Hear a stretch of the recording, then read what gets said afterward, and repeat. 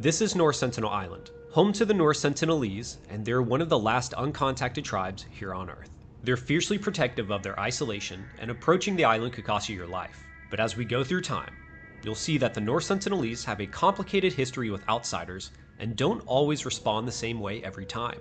And despite its remoteness, the North Sentinelese have thrived there for an estimated 2,000 to 30,000 years. And while much of their way of life is still a mystery, we know enough to understand this. They want nothing to do with the modern world and wish to remain isolated.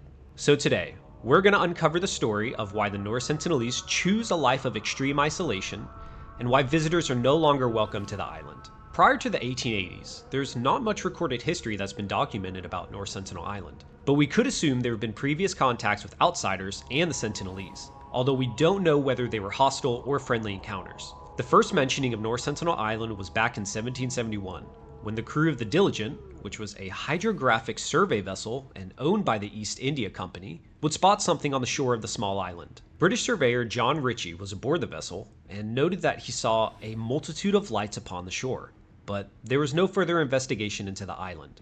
And nearly 100 years later, in 1867, Jeremiah Humphrey sailed to North Sentinel Island as he was searching for prisoners who had fled the nearby Andaman Islands. When Humphrey and his crew approached the shore, they saw a group of Sentinelese people fishing with bows and arrows, rather than fishing poles.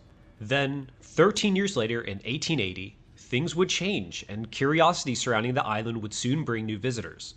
British naval officer Maurice Vidal Portman would lead an expedition onto North Sentinel Island.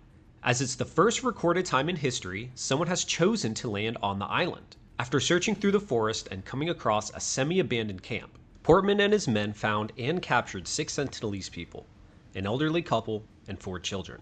They would then be taken to Port Blair, which is the capital of the Andaman Islands, located roughly 50 kilometers east of North Sentinel Island. And unfortunately, the 2 elders would quickly die of disease, as they were introduced to illnesses they had no immunity to. This would leave only the children left, and Portman would then write in his book, the 4 children were sent back to their homes with quantities of presents.